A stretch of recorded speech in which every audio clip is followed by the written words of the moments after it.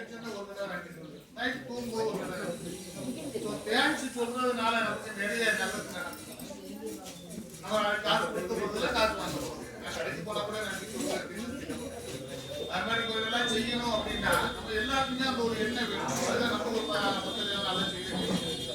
நானே எதிர்பார்ப்பு நீங்களா செய்வீங்களா, கடவுள் வருமா, நம்ம டீச்சர்ஸ் எல்லாருமே நல்லா செஞ்சிருக்காங்க. ஆமாம், அடுத்தது அவங்க நிறைய செய்யறாங்க. அங்க ஒரு எழுக்கு நட்சத்திரம் கட்டுறதை விட கல்வி கற்றுக் கொடுக்கறது தான் முக்கியம் அப்படின்னு. அது கல்விக்கான எல்லா மரக்கல்வி வந்து நிறைய செய்திருக்காங்க, நிறைய இடத்துல பண்ணிட்டு இருக்காங்க. அவங்களுக்கு படிக்கிறதுக்கான வாய்ப்புகள் அந்த ஒரு இடம் நல்ல இடமா இருந்துச்சு, அவங்களுக்கு நல்ல எல்லாமே கிடைச்சிது அப்படின்னா அவங்க படிக்கிற சூழ்நிலை நல்லா இருந்தா அவங்க நல்லா படிக்க வாய்ப்புகள் நிறைய. நம்ம ஊர் பிள்ளைகளை பொறுத்த வந்து படிப்புல எதுவும் குறைவு, எல்லாருமே நல்லா படிக்கிறாங்க.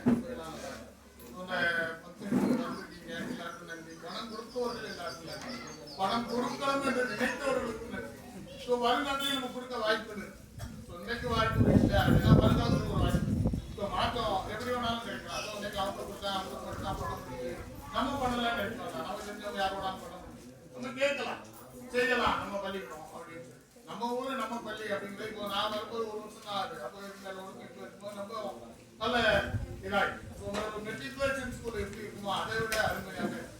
இதுக்கு முக்கியமான காரணம்னு பார்த்துக்கிட்டா நம்ம ஸ்கூலுடைய தலைமை ஆசிரியர், அடுத்தது கணித ஆசிரியர், சிவகுமார் சார், அதுக்கப்புறம் 5வது டீச்சர், எல்லாமே ஒரு தூண் மாதிரி 4 பேரும் சேர்ந்து பள்ளிக்கூடத்தை தூக்கி நிறுத்திட்டாங்க.